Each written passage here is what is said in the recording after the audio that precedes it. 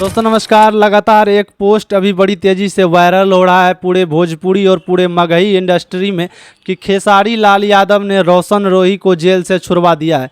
इस बात को सुन करके रोशन रोही के जो चाहने वाले हैं वो तो बहुत ज़्यादा खुश हो रहे हैं, लेकिन किरण सिंह जिन्होंने रोशन रोही को जेल करवाया था और उनका कहना था कि आजीवन कारावास होगा कम से कम 14-15 साल का, लेकिन भाई साहब रोशन रोही तो जेल स्टार निकले, युवाओं के दिलों के धड़कन निकले, जो कि मात्र 9 से 10 महीना के अंदर ही एकदम निकल गए हैं, जेल से बाहर आ गए हैं और एकदम वायरल पर वायरल चल रहे हैं। 100 स्कॉर्पियो लगा करके 100 फॉर्च्यूनर, जी दोस्तों, और कुछ स्कॉर्पियो भी था, कुछ होंडा का गाड़ी भी था, तो उसमें लगभग जो है पूरा पटना को जाम कर दिया गया था कल इनके द्वारा, इनके समर्थकों के द्वारा। एकदम आप लोग बहुत सारा भौकाली वाला वीडियो भी देखे होंगे, स्क्रीन पर देख पा रहे हो किस तरह से लाखों आदमी जो है एकदम रोशन रोही के स्वागत में उतर गए थे।